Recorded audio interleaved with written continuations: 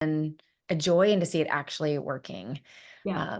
It's being recorded. Okay. Gonna say, so it is being recorded, just so you know, if anybody says anything, it's not, the recording's not going on social media or anything. Although if Corie puts like a golden nugget, then I might make that video into a social media thing for her. But I won't put anybody else's stuff on social media. I just want to have it recorded because I know with trying to figure out the time zones, this is like put kids to bed for some people, and our community is one that solo parents a lot, so I try to be accommodating. And I think I'm going to, I think if she's sharing it on social media, I can share it too. Well, I'm I think not she's sharing it like the link, you mean? simultaneously. This link Yeah, you're you not can sharing put, on. oh yeah, you can put this link on. Yeah. Okay. I thought you meant like I'm not streaming to social media. That's Correct. I'm not doing.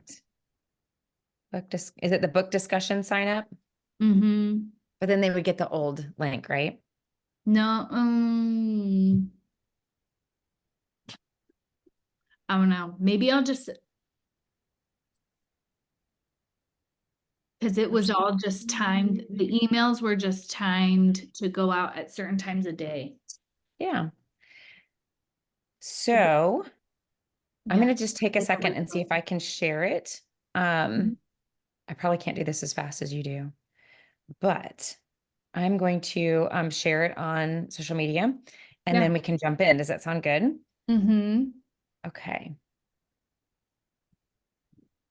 I'm going to go to, I think, one of your posts because you had a couple.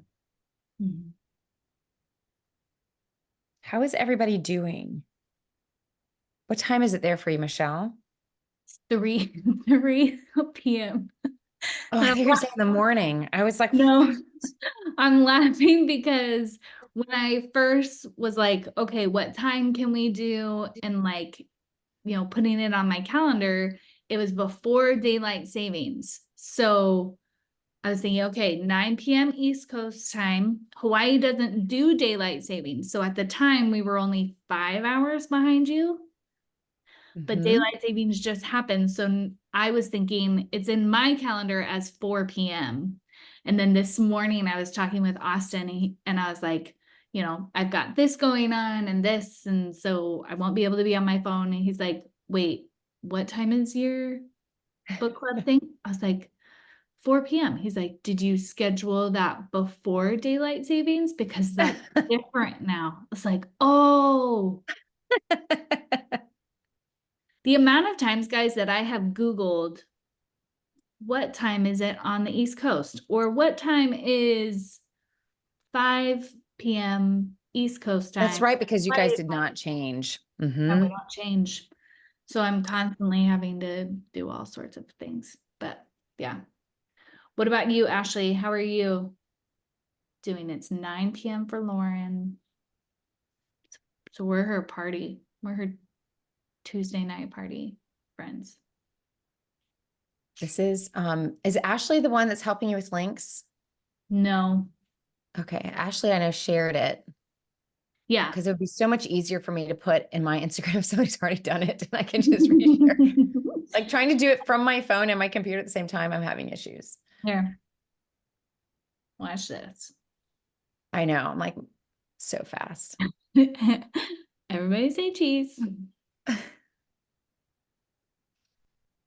There we go. Smart. Just do Post. this.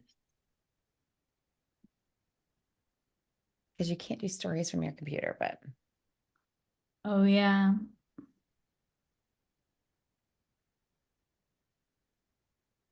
If I could spell club, then I'm going to, sorry, you guys are, see, I've got the other technology down, but Zoom is just so fun. Okay, so maybe first question that I had thought of to ask everybody mhm. is, what chapter are you on? And what And chapter? it's okay. I was gonna say, there, I told you, I have not finished it. This is not a this is not a book club where you have to finish the everythings. Um, I'm listening like a or podcast. yeah, the podcast is super good too. Um, and what chapter or chapter in the podcast has been your favorite so far? Yeah. And so if you guys didn't know, I wanted to bring the book to life a little bit and do a podcast because there were so many, like there was a lot of people that I found and quoted in the book that I was like, man, they would be like amazing, brilliant people to talk to in real life. Yeah. And I also found some really amazing stories that needed to be shared, not in book form, but to actually hear the emotion and hear the person's story. And there was also a lot of good news stories that were really hard to find Mhm. that that I wanted to be able to have them unpack a little bit. So we have positive stories too. And so I have really enjoyed the stretching and the challenge of myself doing a different kind of podcast than my normal podcast. And so just, I mean, I would have loved to have done like a full out docu-series, just really well produced, but I hit a wall after also writing the book that I was like, I'm going to do the best I can. And so I've really enjoyed scripting it a little bit, but just letting it be interviews, but then finding these amazing songs by military spouses and veterans and Gen Z military kids that, to end each episode on has just been like, I found one last night that it just was like, oh my gosh, stabbed me in the heart. Like it's um, so, so good. And it's so fun to like a rising tide lifts all ships. Like, how do I encourage other people who are trying to get their stuff out there? So that has been fun too. So, Lauren is talking about chapter 7. I gotta look at my own book and remember what's chapter 7. um, so Like I'm back I'm, in class. I have my book. I know, here we have my book. Chapter 7 is Oh, page. Broken Promises. Yes. Okay. So there's a lot of spouses, especially who it's really tempting to jump to the spouse chapters. And I knew that was going to be a thing. And there's no judgment if people did, because we all want to understand our own world first. Mhm. But for those of you who were willing to read through and get there along the way, there's a lot of seeds that are kind of planted along the way that by the time you get there, your heart is prepared for it, I think.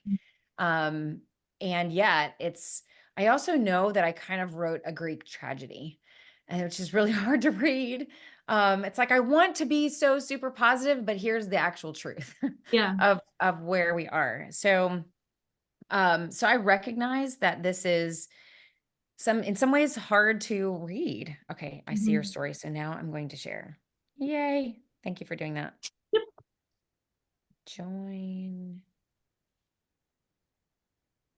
So Lauren, what did you think was interesting? Because I think like Corie has said, it is a Greek tragedy. It's I mean the whole premise of the book to me is super fascinating, interesting because it is just this is where we are. Let's give an honest look, especially since you're at least through like language you are specifically talking to the leaders in the military community, which is not just like all the generals, right? Like Okay. there are multiple tiers in the leadership genre, especially within the military community. Yeah. um so it is interesting to just like not expose, but like put a flashlight on things that a lot of us are just ignoring, like, and that just we're not thinking about and we're not talking about, but we're like complaining about and we're frustrated by. Um, Yes.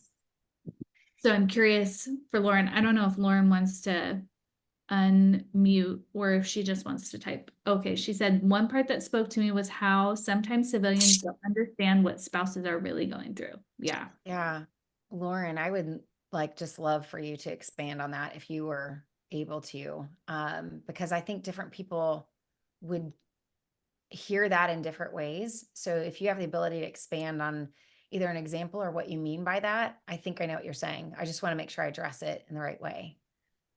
Um, and maybe, so I don't know if Lauren, you're able to unmic, and if you want to text, that's fine too. Um, so I will say, while we wait for that clarification. I will say that when I was writing, I had specific people in mind. Difficulty getting a job sometimes because of moving. Yes. Okay. So she's talking about civilians don't understand that the spouse experience where it's really hard to get a job. And yes. So here's what I wanted to do. It was a really tall order to stretch myself in the beginning. And throughout the writing, I wanted to write a book with certain people in mind. And they always tell you when you write a book or when you work on a project, like you make this person or you have this person in mind of who it is that you're actually speaking to. And if you can put skin on them and, what do they look like and how do they dress and what are they saying? And sometimes that really helps. But I had a military leader in mind, usually like around 40. Is usually where we have a lot of commanders stepping into roles where they're leading, and they want to do a good job. And I also knew their spouse is right alongside them, wanting them both to succeed. So I had that in mind.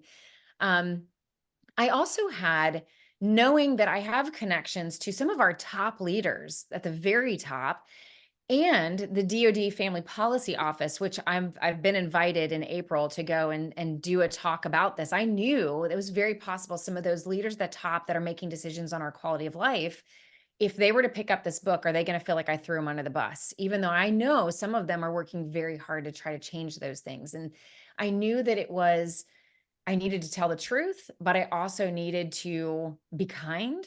And I wanted to model that as a way of advocating. How do we step into advocacy opportunities? And we don't make changes well if we throw people under the bus. Yeah. We really make changes when we can empower people with the right information and be an asset to them so they can make the changes that they really want to succeed at. So I knew that that was possible, but I also had, to Lauren's point, I had civilians in mind because I knew a majority of people that are going to pick this up are military connected, but we have a lot of civilians that work in the military. We have family members. I mean, my mother-in-law read the book and I thought like, she's never going to make it through it. Like, there's just no way. It's just not her style. Right. But the fact that she finished it, even she was saying like, I had no idea. I just didn't understand. And so to Lauren's point, there's so many people that I knew didn't understand our world. And if they could just understand, especially for us as spouses, what makes this life so hard? Like, we're not bringing it on ourselves and we are trying to change things, but why does it seem like we're 10, 15 years behind? Like, what's going on in there? Right. Yeah. And if they could just understand, then maybe there is more curiosity and empathy and willingness to understand the complexity of even why spouses may not want to get a job out of fear or out of expectation. Or can't. Um, yeah. And so Lauren also said, because I know you're recording this, sometimes if your husband goes through combat, they can't tell you everything they went through. And as spouses, there's a lot of things that we go through that is hard to explain to our spouse, especially if they don't really compare, right? Or at least we say that's true, which is why, I had two chapters for just the spouse culture. And I'm going to say this, it's not a popular thing to say, but I actually had to fight with the publisher for them to not take it out. And when they said maybe we should take it out, I was like, you're doing the exact thing that those chapters are talking about by taking out and minimizing our story. Like, that is exactly the reason why you have to leave it in. And it helped them understand, like, oh, we didn't realize we were doing the same thing by saying it's not as important to tell that story as it is for the Yeah. veteran to tell their story. And so all the stories matter if we're going to actually talk about what is this culture? How do we relate to each other in this culture? We have to understand each other's stories. Yeah. You have a thought, Ashley? No, maybe not. So one thing that I thought was really interesting is just how from the beginning, like I love this part of the book, which is I'm not surprised about because it just encapsulate you and how I've come to know you. Just the whole point is how do we make our community better? Like what can we do? And that doesn't mean that we have to hide things under the rug. And it doesn't mean we have to gloss over and just show the shiny, fun things that we love about our community, because that's not going to work, especially with, as you've taught us, especially with the younger generations. Like, it is authenticity and the transparency that they want. So one thing I thought was interesting, and I'm curious what everybody else's thoughts are along with Corey's, is it seems like every chapter I've hit so far, the common theme and a phrase that you use multiple times is leveraging curiosity. If Mhm. we can just leverage curiosity, and that's a good question for everybody to ask themselves when they're thinking about all these different points that you're talking about. So one thing I was thinking about is, since most of the people listening, at least in my audience, are military spouses, Mhm. and that will be getting the recording, is how in the book she's talking a lot to like the leaders, but I think military spouses maybe discredit how much they do Mhm. impact the Mhm. military culture. So how can we as military spouses leverage our curiosity and impact the culture in positive ways, hopefully, Mhm. to get where we want to go. I don't know if the ladies live want to chime in or if Corie has like main ideas from the book, because obviously she has a few ideas. And you guys know I could talk for like a solid hour if you wanted me to, and that's okay. Um, Let me just see if anybody wants to, and it's okay if you don't, but if anybody wants to give a thought about that before I just jump in and fill the silence. Anybody? Or if you even want to share like where like maybe an authentic conversation for us as spouses of where is it hard for us to leverage curiosity Mm-hmm. um, that keeps us from leading well? I think that's a tough question, but it's worth us exploring. Like what are our blind spots Mm-hmm. as spouses and what keeps us from seeing clearly who might be in front of us? I know for me, it's a lot of the moving, so I don't feel like I've had time to make those connections. And everyone's like, oh, well, when you're here for a year or when you're here for whatever. But with my husband's job, it's like 18 months. Okay, well, you're not going to get to know me. So having those like good references and good, you don't feel like because you don't have those references that you can't do it. Mm-hmm. Yeah, and I think thank you, Morgan. I think what you're also saying is if you know you're only going to be there for a short amount of time, then why be curious and open your heart and only to like invest and then have to leave again? And I think that also happens in our marriage too, where if you're only going to be there for 18 months, I'm just not going to really invest and care about what you're doing in your job. I'm going to take a break or I'm going to, and that can be, there's times to do that. I know when Matt was in Leavenworth, when COVID hit, I mean, he wanted to share with me everything he was reading and learning. And I just was like, I can't hear it anymore. Like, it's just too much. You're just going to have to find someone else to talk to about that.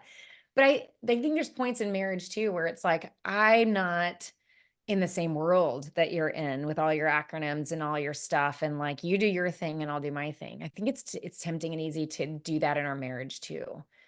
But yes, especially if you're relocating a lot, like it is easy.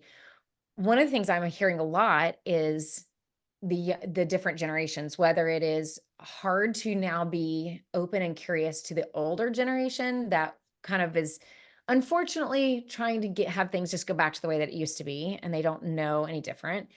Um, and then it could be the other way, which is the newer generation and struggling to be curious either because we can't find them or we don't know where they are, we don't understand what they're asking for, that it's really easy to just stay and do what we're comfortable or what we're most comfortable with. So that's one of the things I'm hearing a lot in the spouse community is two different directions of struggle there of how difficult it is to actually leverage that curiosity. Mm-hmm. So good point. Anybody else? I know Lauren said in the chat, um, fear of the unknown. So I'm thinking, Yeah. and it's hard to leverage the curiosity, but yeah, it's like, I know for me, it's like kind of the combination of those two of I am new in this place. So how do my problem is I want to leverage curiosity, but I'm also naive and think everybody else wants to leverage curiosity as well. So then I share and then it gets shut down. It's like, Yeah. okay, we are not being curious here. And I will just stop, like, Well, and that's actually a really great point because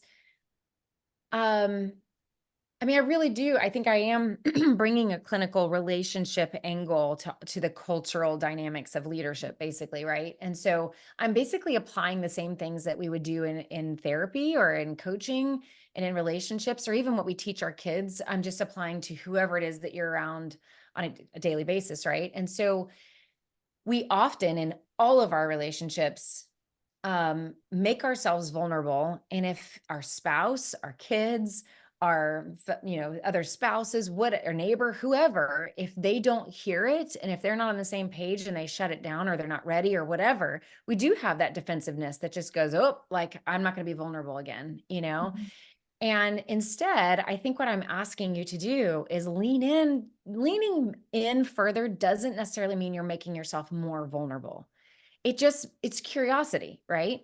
You can be curious without exposing your heart, your soul, your mind, and being vulnerable. So, like, leaning in with curiosity to go, that's interesting. That person just shut that down. How can I turn that into a question to go, tell me what's on your mind, or tell me how you would handle this situation, or what was it about my idea that you didn't like? Or if we can lean in with that curiosity and just see what's behind that shutdown, you might find there's a story behind it, Mm. right? We tried that before, or and that might have been 10 years ago. Now is different. Again, how do we lean into curiosity again and go, what do you think made that fail that long ago? And is there anything that we could do to imagine it maybe working this time around before we write it off completely? Because I'm open to writing it off completely if that's what you want to do.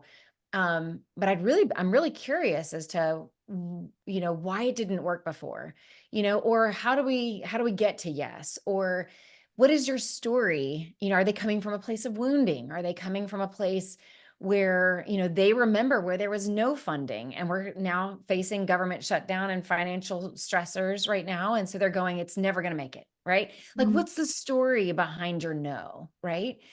And I think that when I have leaned in with curiosity in those moments, whether it's through networking or through building relationships with key influential people, or whether it's in marriage or even with your kids, if we just pay attention to that, it's really hard to do, especially in your own home. But if we can pay attention to the defensiveness that comes up in us, um, it doesn't take a lot of willpower to be curious. It just takes the reminder of, oh, yeah, I said I was going to lean in.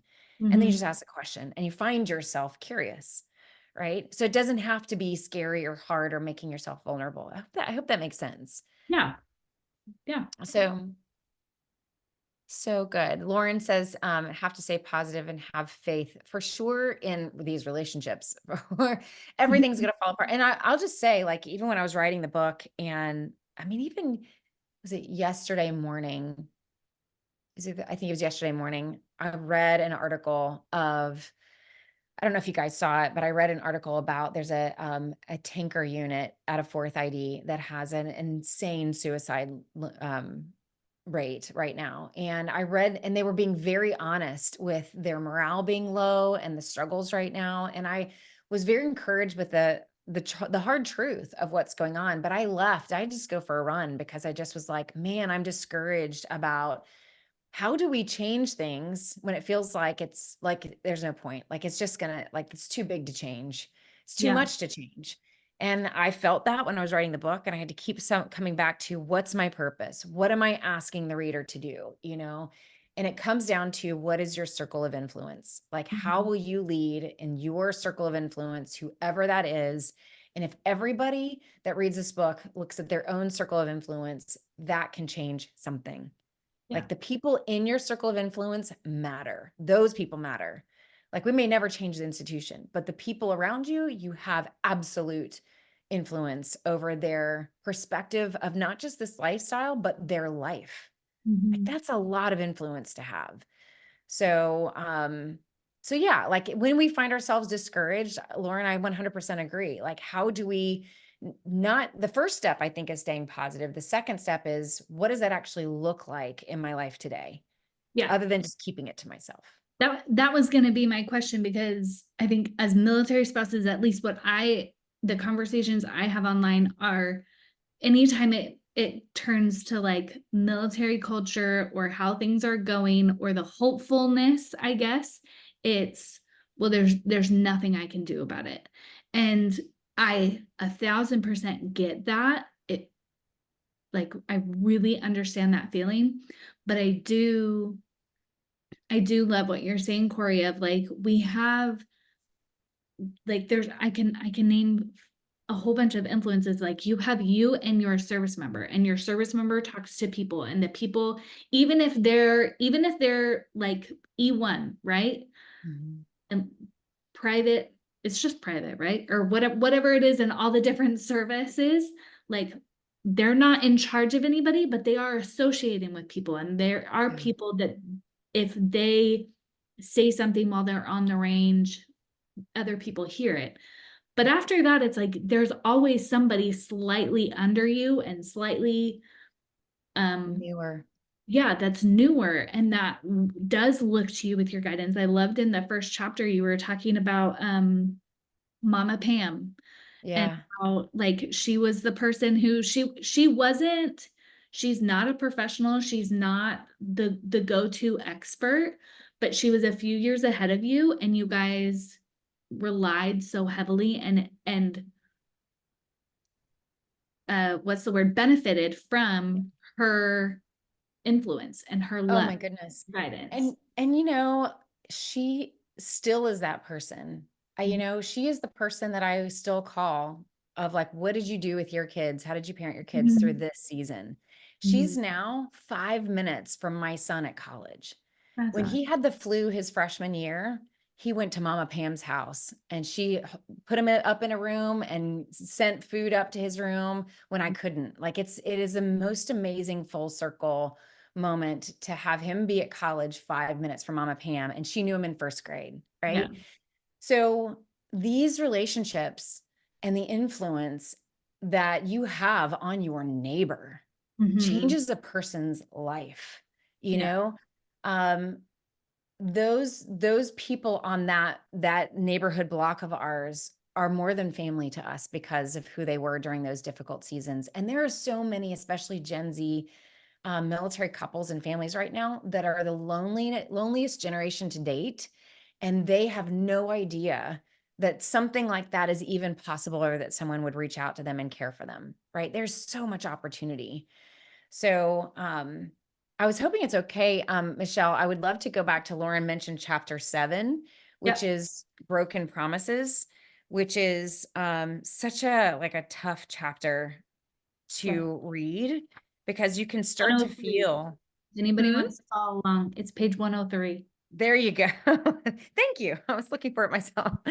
Um, but it is it's one of my favorite chapters because you can start to really feel the tension building at this point when you're like, oh no, this is not going well. And we haven't even gotten to COVID. Like that's later. So when you get to um the influence of money, and I really wanted to help people understand, like, this is why we pay attention to the NDAA that the Congress is talking about right now. Mhm. That the influence of money and how that trickles down into our everyday world matters. And so when it feels like Congress isn't doing what they're supposed to be doing and the DoD isn't following through on what they're supposed to be doing, this has happened before. So how do we handle that? Millennials have done a great job on filling the gaps and doing something about it. So that's one of my favorite chapters. In fact, in the podcast that I'm doing that goes along with the book, I think actually this week is well, the next 2 episodes that are coming out this week and next week go with that chapter Yeah. where it's Amy Bouchatz. If you don't know Amy Bouchatz, she was the editor for military.com for like more than a decade, 15 years or so. Mhm. She is amazing. And she is like the spouse, if not the professional that holds the most information on TRICARE completely, because she's Yeah. studied it and reported on it for like 15 years. And I have worked with Amy so many times, and I've had her on my other podcast before, but I specifically brought her on for the support of the book podcast because I wanted to ask her in covering the military culture over 15 years, what did you notice? Like, what were the trends and things that you noticed? And what would you say to people today on what they could expect based off of what you've seen? Mhm. So and she's funny too. So it's such a great episode. And then right after that is, I think it might be for the next chapter, but I then interview Shannon Razadin, who is the founder and president of MFAN. They're the ones that didn't necessarily discover the mold crisis, but really were the first to research it, report it, and get a lot of the attention and the numbers behind like how bad of a problem is this actually. So I really wanted to show her as a millennial spouse really stepping out and being a change agent when nobody else was stepping in with the actual numbers to show how bad it really was. And so, and look at where we are today. Like Mhm. Congress is currently like fueling millions, if not billions of dollars to enforcing that the DoD fix the problem. Like, would we have been able to get that had we not had a spouse who actually formed a nonprofit and did the research that gave the data that said this is how many families are actually struggling with it? I don't know if we'd be seeing what we're seeing today. So Yeah. I know with my experience with trying to advocate and talking with like Congress members, no, you wouldn't, because what they always want, like you will get nowhere if you don't have numbers. yes, And with true. a huge community, like it's not like one person can go out and get them, but in a, I mean, she organized a massive effort and it's incredible. Can I just share something with you guys? I know this is being recorded and will go out. If you do go back and either read the book or listen to the podcast, I also mentioned Heba. Mhm. And I know Michelle knows Heba. She's also a spouse who was a former congressional staffer before she became a military spouse. And I just want to share something really cool with you because I know, Michelle, you do so much work, and this goes out to so many spouses that are trying to understand how all this fits together Mhm. and the ability for you to influence good. You know, everybody has different strengths, have different talents. You know, there are things that Heba can do that I can't do. And there's things that Amy Bouchatz can do and Shannon can do and Michelle here can do and that you can do that I can't do, right? When we all work together, it's like magic, right? But I want to just share with you, going back to, I think it was Lauren who talked about the struggle to get a job, right? And that is such a real struggle. I have been there. Um, I don't think Heba would mind me sharing that she reached out to me about a month ago. And Heba, remember, former congressional staffer. And she does lobbying. Like this is a professional, brilliant, she's younger than me. Like she's just a brilliant person and a wonderful person too. She reached out to me about a month ago, frustrated because she couldn't get a job. Like Mm. of all people, like Yeah. surely like she should be able to get a job, right? But she was frustrated about it because people would look at her resume and thought she was joking. How sad is that? Thought that she was joking, that couldn't be real, her resume. But Moving all the time or what? no, that she was a congressional staffer, that how could a Oh, military spouse be a professional and be a congressional staffer in their rude. past, right? I know so many feelings are coming up for all of us right now, but this about a week or two ago, she reached out to me kind of frantic because she was in DC in Capitol Hill working with one of the senators that she has a little bit of a reputation or at least some connections with.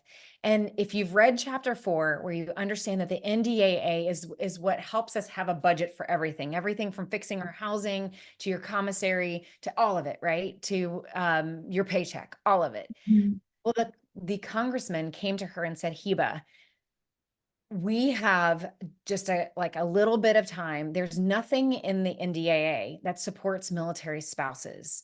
If you can write something in 48 hours, I can slip it into the NDAA. She had let me put this in context. She had 48 hours to write a bill. Yeah. Okay. That's basically what she was asked to do, right? Add something that adds to a bill that can Yeah. become law. And of course, she called me frantic because I just want the spouses listening right now to imagine if Congress came to you and said, wave a magic wand, what do you want to fix for spouses? Yeah. You can imagine, oh my gosh, where do we start? Right. Mhm. And where could I get this wrong? You can't put everything in there. Right. And she actually was so wise. She called me about the mental health stuff, like what can we do to better mental health? She called somebody else that she knew that could answer specifically on what to do with EFMP, like she and how it could all tie to spouse employment. And that girl got that across the finish line and got it in supposedly with the NDA. We're still waiting. But the Right. point here is I told her, Heba, if you would have gotten a job, you would have not had the bandwidth to do this. You were like created with the talent and the skill and the connections and the amazing wisdom to be the person that we all needed you to be for those 48 hours, Mhm. right? And so each of you have your own gifts and talents, whether it's in your neighborhood, and you just never know when something's going to happen that gives you the opportunity to make change happen, right? And none of it's easy for any of us. Like, we will always hit the limits of our strengths. We'll always hit limits of where people don't understand us or don't understand why we do what we do or how we got into that room or how you got that job or how you didn't get that job. There's always going to be somebody that doesn't understand. But that is the joy of persevering through this lifestyle, is realizing that you are building this amazing character along the way. And it's okay sometimes that people don't understand. I hope that's encouraging to some of you that number one, that there's spouses out there that are like, how can I make this better for everybody? Right. And that there's people that actually care. And then there's also Mama Pam. Like, I Mhm. wouldn't be where I am doing what I'm doing if had it not been for Mama Pam. Right. Mhm. So that's my encouragement to those of you who are like, nobody cares. There Yeah, are people that care. there really are. I have met so many of them. There's like a whole program and group that really tries to advocate for them. One question I had while you were giving us that really good pep talk that I honestly did need is what, like, you're saying we all have influence, but like what actually can we do? Because Yeah. you're right, like the book is parts of the book can get depressing. So Hmm. how do you did say like how you get out of it, but what do we do after if we are just a I mean, there's like 9 million different ranks in all the different services. But do Yeah. you know what I mean? Like, what is it? It's like 70% of the army is within like however many ranks and it's And junior enlisted. Do you know what I mean? Like yes, are most listed. a lot of us are in the lower levels. I know they don't like saying lower or whatever, Where it but like feels like you don't have the influence and the yeah, connections. yeah. Yeah. So what actually can we do if we don't have congressmen calling us? We don't Right. the commander does not they don't know our first name. Do you know what I mean? Like Yeah. and some people may even feel like their commander doesn't care what they have to think. So what Yeah. can they do to change So, the culture or help things get better? so many things. So maybe think about it like a bullseye, right? Again, going back to circle of influence, we've already talked about, like, you have your neighbor, you have those that are in your unit.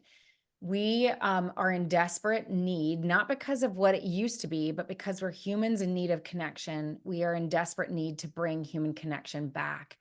And so it starts with, and I'm telling senior couples who have been in for 30 years, the same thing I'm telling everybody, regardless of where you are in this career. Everybody's longing for human connection again. And that looks like seeing somebody across the room and saying, can I hold your baby while you have that cup of coffee?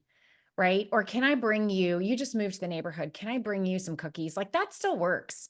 Right. Mhm. And we are in huge need of that circle, that middle bullseye of human connection. And how do we look up from our phones and just see each other again? That's number one. Like, if that's all you can do and you've got toddlers hanging off of you and you're exhausted, and that's all you can do is just say, I see you today. Like, that is plenty. That's number one.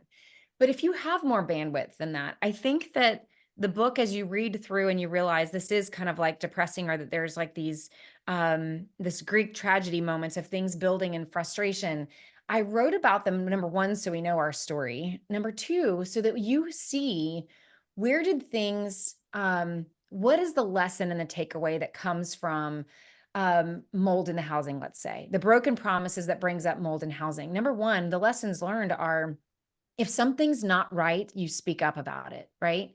And if you find yourself in leadership roles and something is not right, are you willing to listen to those that are bringing those complaints to you and not dismissing them and just calling them the angry spouse or the complaining spouse or whatever? Like, how do we, again, leverage curiosity and lean into those that are bringing things to us? And that's what I think happened with the mold crisis, where people were bringing it up, but because of the lies and the traditions around military spouses, especially as being needy and entitled, which at times we were in the past, their complaints and their real issues weren't heard quick enough, right? So whether you find yourself in that place of, I need to advocate for myself, how do I advocate in a way that people will hear me? And I think that's part of the messaging too, is that when you understand that you can speak to the top, but you also understand that the top is doing the best they can. Well, that changes how we communicate, right? So that instead of angry or rage tweeting, which I don't think anybody's on Twitter anymore. Here's Monica Bassett. I think that instead of being rageful online, we can actually communicate in a way that that we trust that people are doing the best that they can, where you can build the relationships so that you are a trustworthy resource for them instead of someone for them to manage, worrying because of how we're communicating it. So that way, whoever is reading it can take those lessons learned and which role do I find myself in? And then, of course, as you expand your circle of influence and as you read through this, even COVID, I call the breaking point. We went through a psychological breaking point where it was too much. And that is something that I am going to the DoD and saying those things. Like, I'm saying there are limits. Yeah. I mean, when I'm around people who are saying, I mean, even the example of the article with the tankers with the high rates of suicide, we have to be able to have a conversation in our force today. And that could be in your own unit or your own brigade or whatever group that you're in, that if something becomes too much, and if you're hearing the collective voices around you and everybody's saying, like, to that article's point, like they were talking about how they were spending 16 hours a day just in training, right? And families are getting exhausted. How do we bring that up collectively to go, there's a point where we as humans can't do more. Like, we need help. I mean, we can't be pushed farther than we already are being pushed. Like, we need either commanders to give us relief or leave time or respect our need for balance. But we need to, as a culture, start to be able to be honest and having conversations about when do we reach our own human limits and how do we communicate that? And if you find yourself in leadership roles, how do we start seeing the force and seeing our culture as human, needing to respect those limits? And I think that there's a lot of learning that needs to happen in that area. Do you feel like that is something that a spouse could or should ever say, or should that only come from the service member? That's a tricky question. I'm going to let you answer it first. What do you think, Michelle? I know how I want it to Actually, be. tell me why you asked that question. One, because I know the majority of the people listening to this are spouses, and because I know a lot of spouses that are hurting, and they're hurting because their service member is on TDY 55% of the year and has been multiple years in a row. And or they're in a unit where suicide is coming up and suicide ideation is being talked about. And even if it's not their service member that's struggling with it, their service member has a friend that's struggling with it, and so they have a lot of emotions and things that they're trying to process while going out into the field and, you know, working and trying to complete the mission. So it's like, I want, Why would we, let's answer this question. Why would we not bring it up? because military spouses can complain, and there should be a divide between, no one wants to be that spouse. Okay. See, now we're getting to the root of the things that we believe, Mhm. which is not always wrong beliefs. It's just we have to acknowledge what is motivating us to talk or not talk, right? And so it's really wrestling down what are the traditional things that we carry around with us that define what, that really influence what we do or don't do. Right. And so what Michelle is saying is that we've always we don't want to come across as that spouse, the complaining spouse. We should just be grateful. We should just be grateful for what we're given and it's the service member's job. Right. But that gets really confusing, which gets into those spouse chapters. That gets really confusing when the DoD comes back and goes, you are the foundation of readiness, and we are here for you. Yes, Morgan, answer is yes to that direct message. So, when you get these confusing messages that are like, you're everything and we need you for everything. And so that makes you want to say, well, I'm unhappy. We're unhappy. Something needs to be improved here. But then there's also kind of these, at least in the past, there's always been this kind of, slapping your wrist of going, yeah, but we are not responsible for you. You're responsible for yourself. Like the service member is the employee, not you, Yeah. so then we get confused, right? So the question is, should we bring up these things or not? And I think that the DoD as an institution, not the people, the institution, the machine, right? The non-human institution machine is always going to want you to take care of the things that you can only take care of yourself. So I think that's a good rule of thumb to look at your own life or even look within your unit. If things are not going well, to go, what could we do better? Could we do better self-care? Are we doing our due diligence to do the things that we can do? Right. And because that's what they're going to ask you. Yeah. Are you taking care of, yourselves on the things that only you can do? Because we can't make your life perfect and we can't, fix your husband and we can't fix your finances, right? Unless it's about the paycheck, then we got to talk about that. And they can't fix the priorities, right? I know, just side note, but me as a young mother, I wasn't prioritizing and making sure that I got a hot meal and a shower and 5 minutes of quiet. So that I kind of my self-care suffered. So then everything else was, suffering. Yes. So if command had changed everything, I still wasn't prioritizing the basic needs. So that's a fair point. Yes. And where this gets tricky, because I thought you were going to say priorities as far as the military's priorities. And this is where it also gets cloudy, right? Because there's a justification behind why are we, the question, why are we training so hard if we're in a peacetime? Right? That's a fair question. And it's for decades, it's been don't question the DoD or the command because the mission comes first, the family comes second, right? But in the book, I talk about, well, everything can't be the mission, right? You staying late at your desk job surely can't be as important as being on a combat mission in a deployment, right? So where does the mission end and this actually become a job where even the service member has a right to say, it's 5 o'clock, do we really need to stay till 9, right? So if everything is the mission, then that is going to allow the institution to take advantage and leaders to take advantage of people and families, right? So I think that the question then becomes, the question of why are we training so hard during a peacetime is a valid question. And I think if we can ask it with curiosity instead of being angry about it, let's say, then what we're actually inviting is, tell me what I don't understand. Is there something that I don't understand in military leadership and in the readiness cycle that we need to be, and it invites the leader to cast vision where they maybe have not done well at that before, right? So the answer to your question, should we be the ones that bring it up? I would say the easy answer, the best advice that I can give is make sure you've done your due diligence within your own life to double check that you aren't part of creating the problem yourself.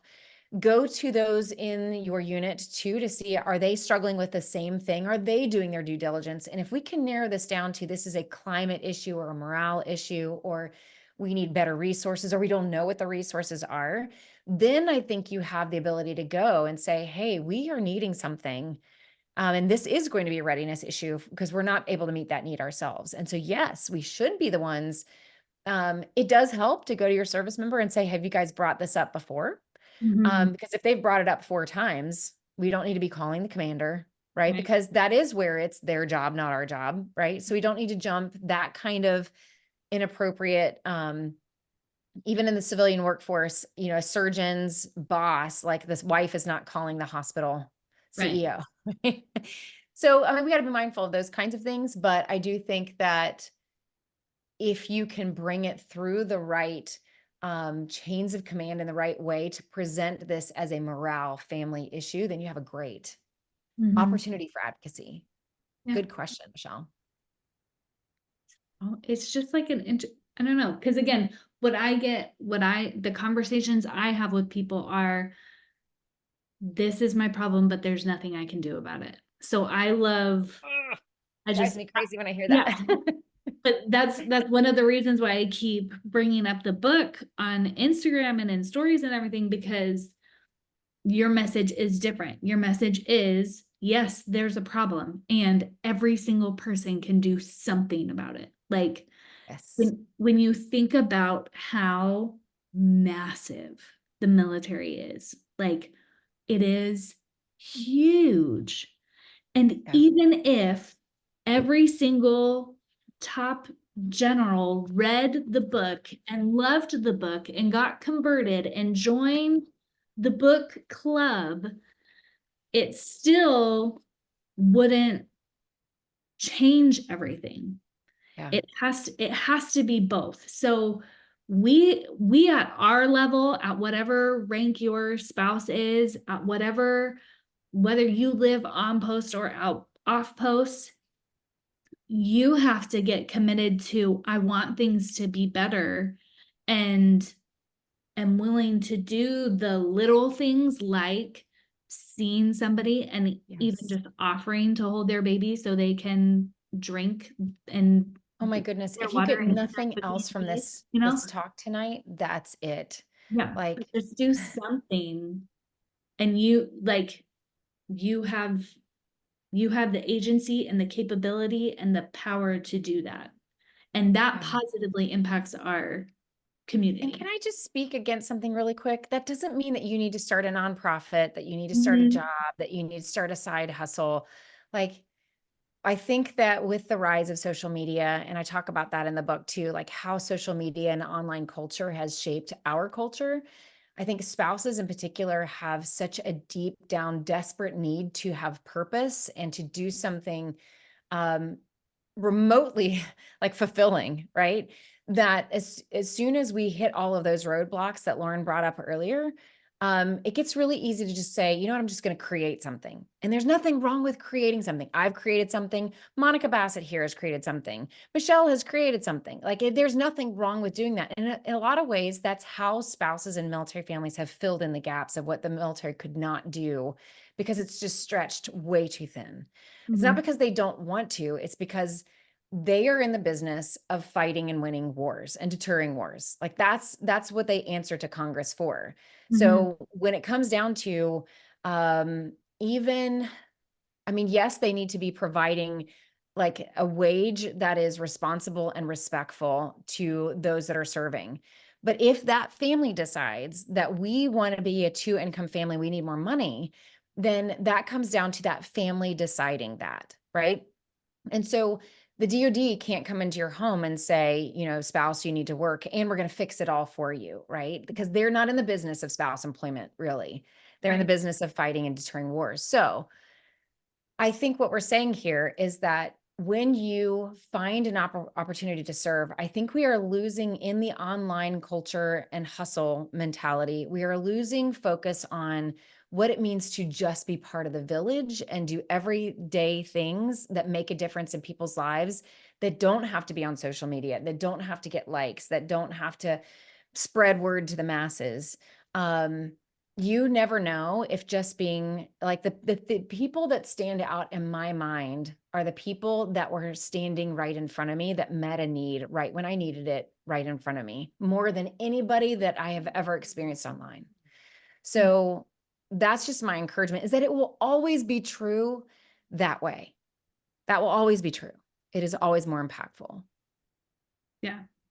Which I think it's funny that you bring it up, because that's been an internal struggle, because we Mhm. do it with social media. It's so at All least encompassing. what I intake, or for some reason is targeted towards me, is I should be more than should be more, really. Mhm. Like, Mhm. because we have technology, because I mean, everything, like you shouldn't just be home with your kids, and Yep. you're a leech dependent if you're a military spouse who's at Yep. home with your kids and you're not going to work. But if you are working, then you should still be doing more and helping more with the unit. And you should have a side hustle, and you should be trying to impact the world, and you should be reading more, and you should make sourdough, and you should, Yes. like It's true. appreciate every, like, you should just be more. Comparison is the thief of joy. Yeah. And social media has been wonderful for us as a culture where we could stay connected to people that have been meaningful in our lives. Mhm. But it is robbing us from the everyday connection of joy when we are comparing ourselves to what other people are doing. Yeah, the military sales Barbie monologue, Michelle. Oh my goodness. You need to do that sometime, Michelle. I have thought A about it a great lot. idea. Like, It's like exhausting. it's been a 2 month just inner turmoil, honestly, if Yeah. I'm gonna be like super vulnerable. Like, it has kept me up at night. It has made me feel The in desire or the temptation anxiety. to do more. Yeah. And just, Yeah. but feeling like I had to. And I just had this moment just like a week or two ago of like, wait, I actually don't think Yeah. I do have to. I Yeah. can, because I homeschool my kids right now, and there are like so many cool things I want to do with my kids. Yeah. But I actually can't do all the things. One, I can't do all the things I want to with my kids. And two, I can't do all the things that I want to with my kids and do what I want Yes. to with the Waiting Warriors.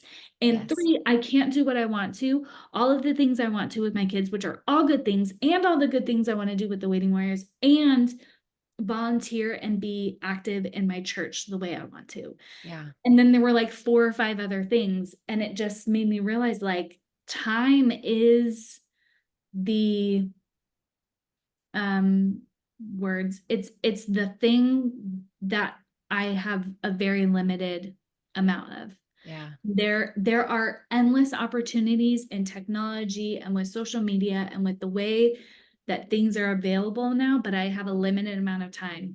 And there's 9 million good, better, and even best things that I can do. And still, it's okay to just pick some of them. And Can I give you just a little bit of a secret to anybody who might be struggling with that? And I definitely I struggle with that too, because the world will always be consumers. The more we put out, the more the world will consume.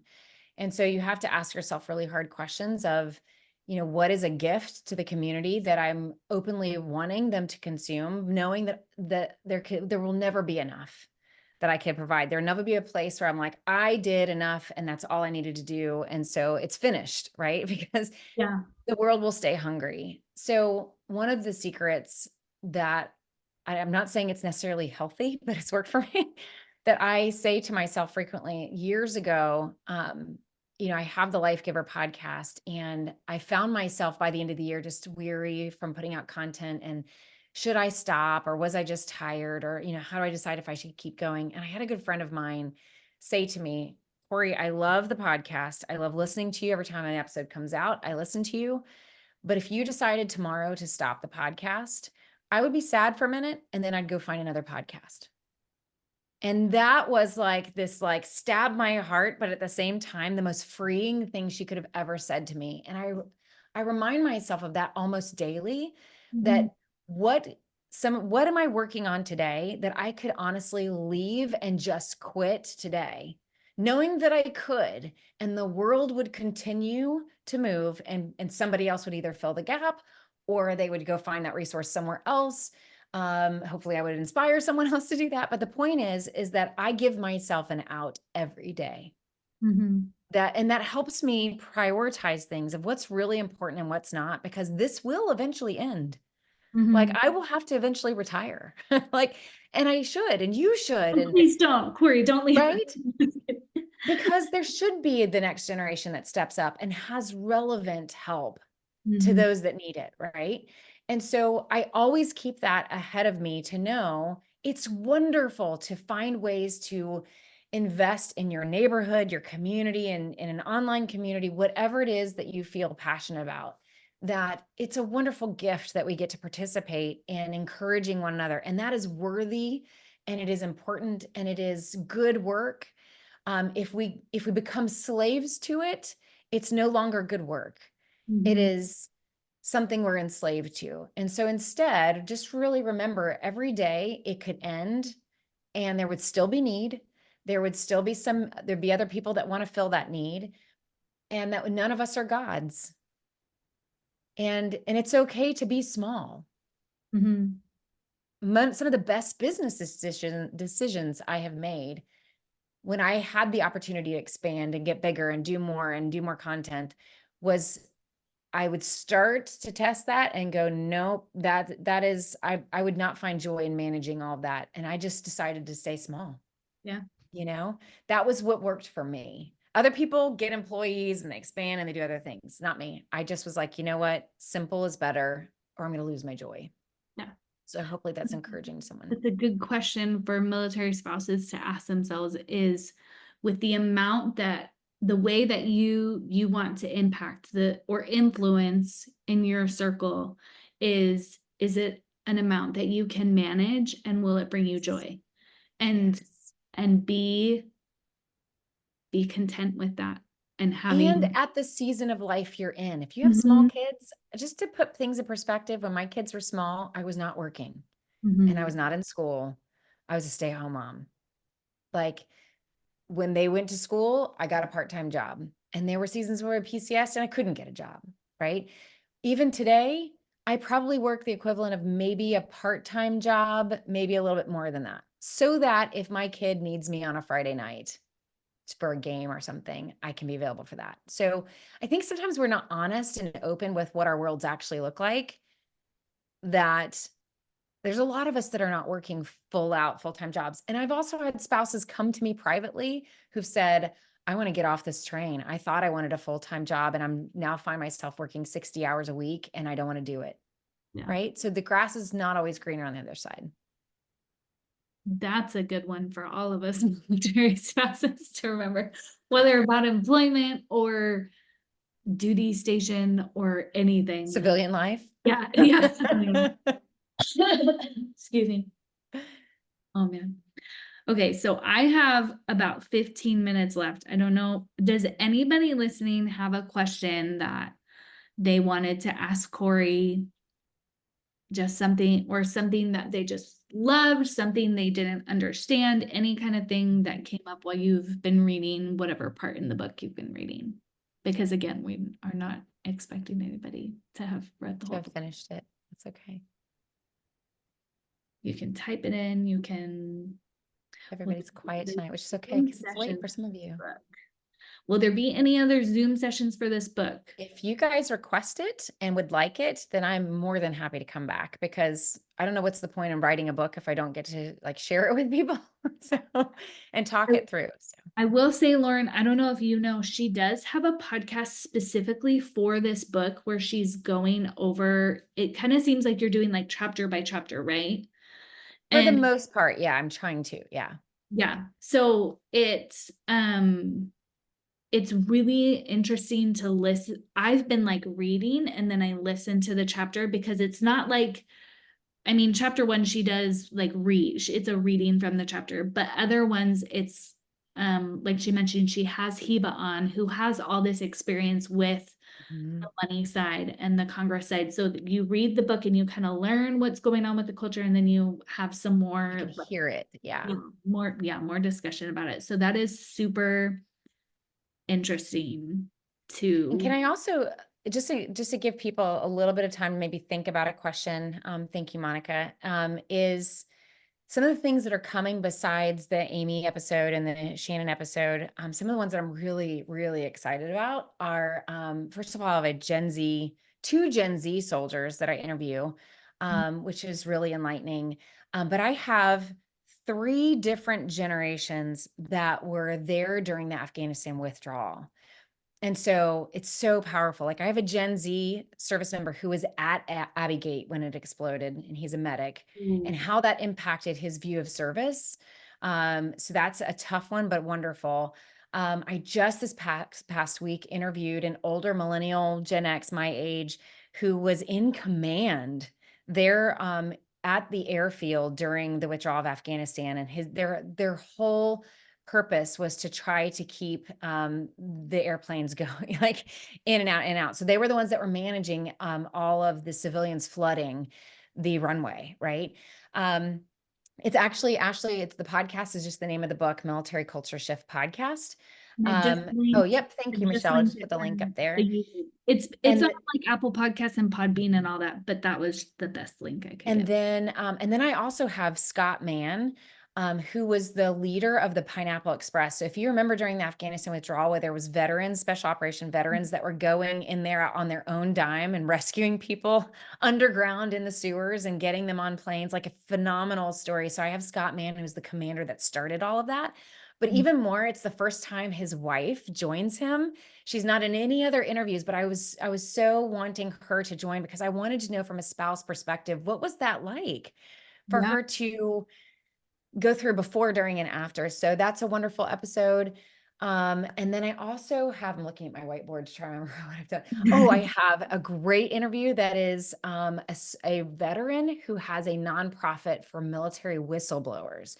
So when we talk about how hard it is to talk about things that are wrong, and we talk about like some service members are even afraid to bring up what's wrong. And so he talks about what are the issues that keep service members from talking about um, how the institution needs to change and some of the dynamics. So there's some really cool interviews that are threaded throughout, including a multi-generational spouse roundtable where we unpack those 2 chapters of this spouse culture that I think you'll really enjoy too. So thank you guys for, let's see, a question from Monica. Can you share a little bit about one of your biggest takeaways from your interviews of service members of different generations on the withdrawal?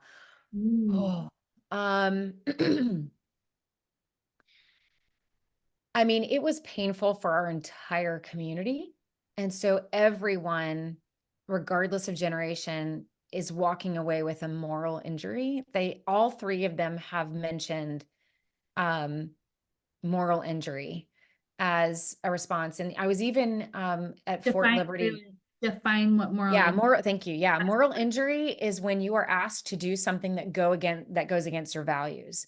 For example, in the millennial middle generation, the interview that I do where he was in command over the airfield, he talks about a moral injury for him during that time was he actually had an Afghani father with his family that they were not going to get on the plane and they were not going to get out. And the father pulled him aside and asked him, please kill my whole family. Like, just please take us out. And so that's an example of a moral injury where your values are like, I can't do that. And yet to turn him away means they're going to get murdered. So what do you do? Right?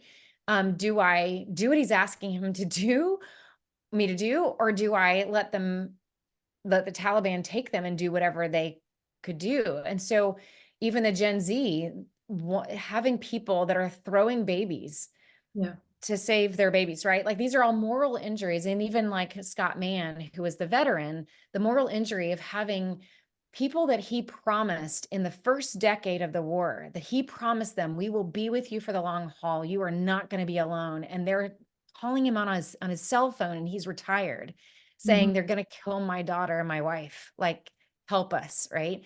The moral injury of, do I sit back because I'm retired and I can't do anything about this? Or do I do the right thing? Right. And so everybody, even when I was at Fort Liberty, I spoke with a special operations warfare school there and some of the cadre that teach special operations. And when we brought up the Afghanistan withdrawal, everybody they either say moral injury. And I know as spouses, we felt the moral injury too of this feels wrong. Like we thought this was going to be something that was worth sacrificing all the things that we sacrifice for. And it's not ending the way that makes us feel valued or that we did the right thing, or it just is incongruent within us.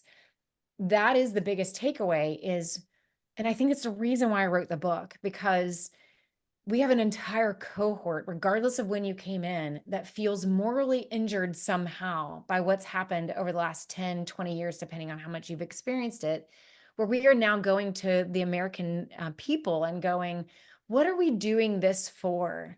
And are you even noticing that we're still doing it and that we're still sacrificing? And the moral injury of feeling like there's a nation that isn't paying attention Yeah. anymore. You're shouting That's things bringing up online, but do they understand the yes. cost that we're paying for it? Yes. And I think that's the whole point. And it's a great question, Monica, to end on, I think, because we are in a place where our community is feeling morally injured and feeling defeated and discouraged. And most of it is coming from exhaustion. And so how do we heal that? I'm going to resurrect an old interview that I did on my podcast with one of my favorite chaplain mentors who studies ethics and studies moral injury. And I'll end with this, is that the way you heal moral injury is not necessarily through God, although later that question comes up to play where we get our values. But really, moral injury is healed through the community. It Mhm. takes a community to come alongside someone who has done something or felt like they made a choice that goes against their soul and their soul has been ripped in two.